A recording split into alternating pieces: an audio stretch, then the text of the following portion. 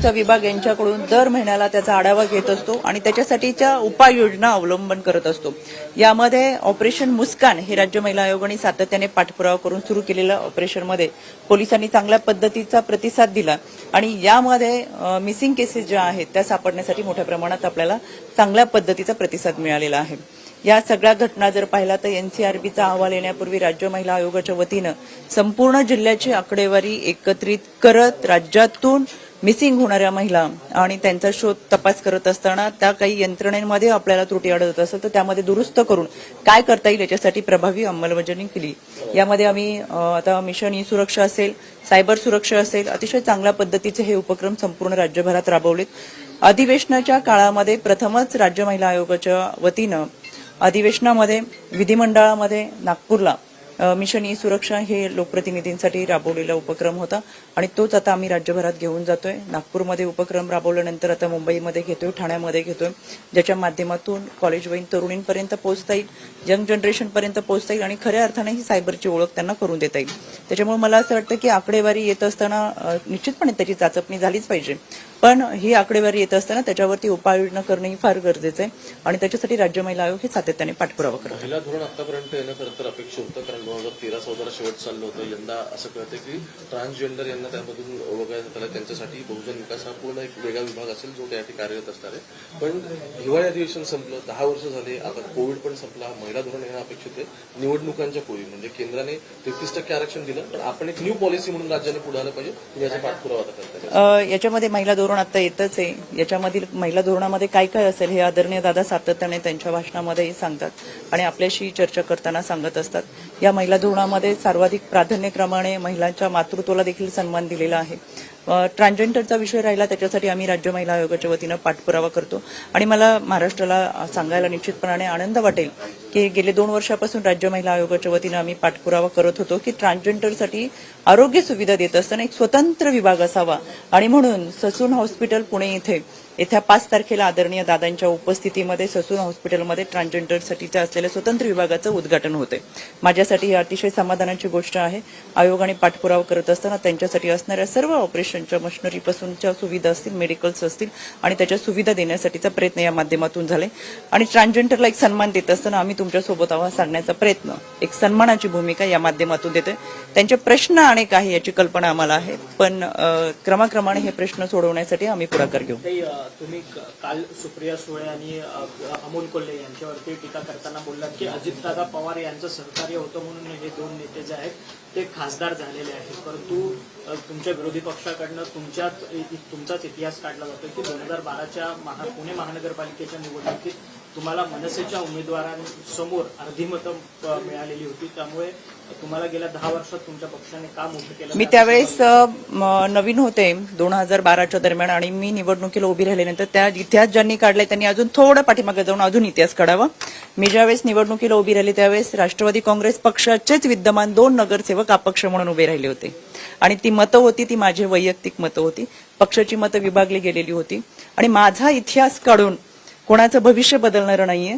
त्याच्यामुळे माझ्या इतिहासाच्या खोल्यात जाण्याचा फार कोणी प्रयत्न करायची गरजही नाहीये।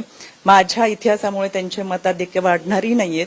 त्याच्यामुळे ज्यांनी कोणी इतिहास काढायचा प्रयत्न करतात किंवा जे त्यांच्या चेहऱ्यांना इतिहास काढायला सांगतात त्यांना माझी एक मनापासून विनंती आहे, एक मतदार म्हणूनही विनंती आहे की त्यांनी आपल्या लोकांमध्ये जाऊन कसं काम करता येईल, त्या आपल्या भविष्याचा विचार करावा, माझ्या भूतकाळाचा विचार करायची गरज नाही। त्याच करता दौंडची आमदारकी देखील तुम्ही लढवलेली नाही, कारण की दादांनी 2 वर्षांपूर्वीच बोलून दाखवलं की सुप्रिया सुळे यांना दौंडमधून लोकसभेकरता जे मतदान आहे ते कमी झालेलं होतं, त्यामुळे तुम्ही दौंडची हा विषय नाही, कोणी काहीतरी संदर्भ लागत नाही या कुठल्या विषयाचा, दौंडचा विषय नाही, संदर्भ नाही, काहीतरी प्रश्न चुकतात ते तुम्हाला माहिती मिळताना थेट आव्हान दिलंय तुम्हाला, नगरसेवकपदी तरी निवडून या असे थेट आव्हान दिलंय। आपण पाहिलं आपल्याकडे सन्माननीय मनमोहन सिंग साहेब सुद्धा कधी निवडून आलेले नाहीये, पण ते त्या पदापर्यंत पोहोचले।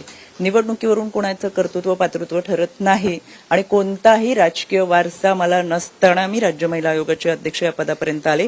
एका शेतकरी कुटुंबातून, सर्वसामान्य कुटुंबातून आलेल्या महिलांचा कर्तृत्वाचा गौरव आहे।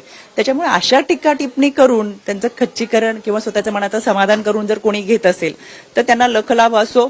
यामध्ये काही मी कशी आले, मी कशी गेले, माझं काय, जर माझ्यामध्ये काहीतरी कर्तृत्व होतं, संघटना बांधणी होती म्हणून आम्ही इथपर्यंत आलो. माझ्याबरोबरच्या बाकीच्या काही महिला अजून तिकडच्या ज्या काही बोलतात त्या अजून त्या पदावरती पण नाही किंवा त्यांना अजून पदही मिळालेली नाही. त्यांनी ते असू शकतात.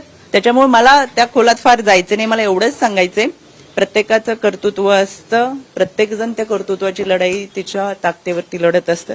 एका महिला म्हणून माझा हा प्रवास खडकवासल्याची अध्यक्ष इथपासून शहराध्यक्ष, प्रदेशाध्यक्ष, आयोगाचे अध्यक्ष, एका सर्वसामान्य कुटुंबातल्या महिलेचा हा प्रवास आहे.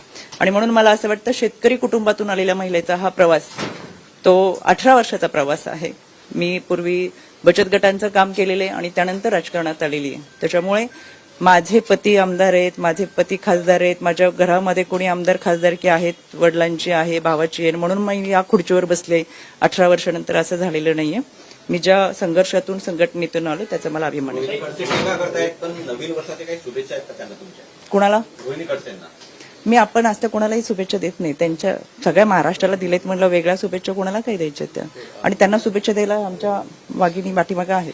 महिलांचा मेळावा तुम्ही राज्यस्तरीय मेळावा तुमचा होणार आहे. नक्की त्या मेळाव्यामध्ये काय असणार आहे महिलांसाठी, आणि पक्षाचं महिला धोरण आणि महिला संघटन यापुढे कसं वाढवलं?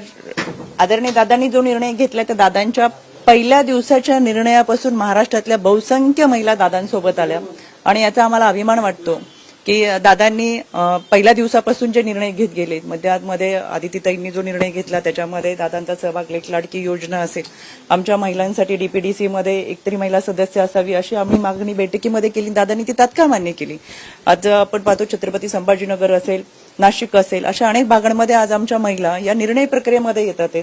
डीपीडीसीच्या सदस्यपदी जरी त्यांची निवड झाली तर त्या निर्णय प्रक्रियेमध्ये येत असताना खऱ्या अर्थानं त्यांच्या विचारांना एक व्यासपीठ निर्माण करून देण्याचा प्रयत्न या माध्यमातून झालेला आहे. काही जणांनी त्या गाड्यांवरून आणखी विषय काढले. मला त्यांना आवर्जून सांगायचे की त्या आम्ही महिला भगिनींनी दादांकडे मागणी केली होती की ग्रामीण भाग असेल, मग तो अकोला असेल, नगर असेल, अमरावती असेल, अशा ग्रामीण भागामध्ये महिलांना लांबचा प्रवास करावा लागतो, संघटना बांधावी लागते, गोरगरिबांचे प्रश्न सोडवावे लागतात, आणि या सगळ्यांसाठी काम करत असताना त्यांचा तो प्रवास चांगल्या पद्धतीचा व्हावा म्हणून आम्ही महिला भगिनींनी दादांकडे मागणी केली की दादा, या महिला भगिनी ग्रामीण भागात फिरतात, आदिवासी वाड्या वस्त्यांवरती फिरतात, तर त्यांच्यासाठी काही नियोजन करावं, आणि म्हणून दादांनी ही व्यवस्था आमच्या महिला भगिनींसाठी केली. पण काहींना तेही सहन होत नाही आणि कार्यकर्त्या किंवा पदाधिकाऱ्यांना गाडी दिली. हा काही पहिली वेळ नाही, याच्यापूर्वी अनेकांनी गाड्या वापरलेल्या आहेत.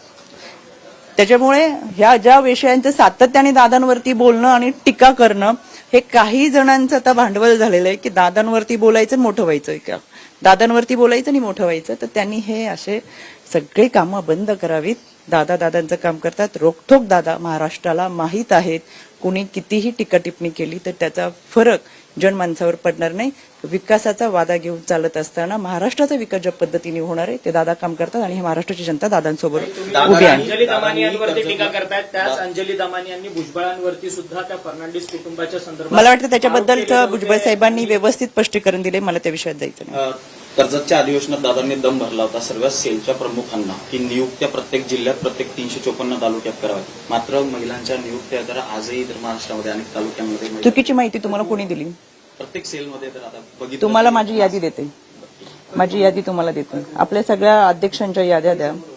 महिला भगिनी असूनही 4 महिन्यांच्या कालावधीमध्ये सगळ्या जिल्हा, शहर अध्यक्ष, प्रदेश कार्यकारिणी यांची आमच्या नियुक्ती झाली आणि म्हणूनच आम्ही ती धमक दाखवतो. क्षणमुखानंद सारख्या ठिकाणी एवढ्या मोठ्या प्रमाणात महिलांचा मेळावा आयोजित करतो.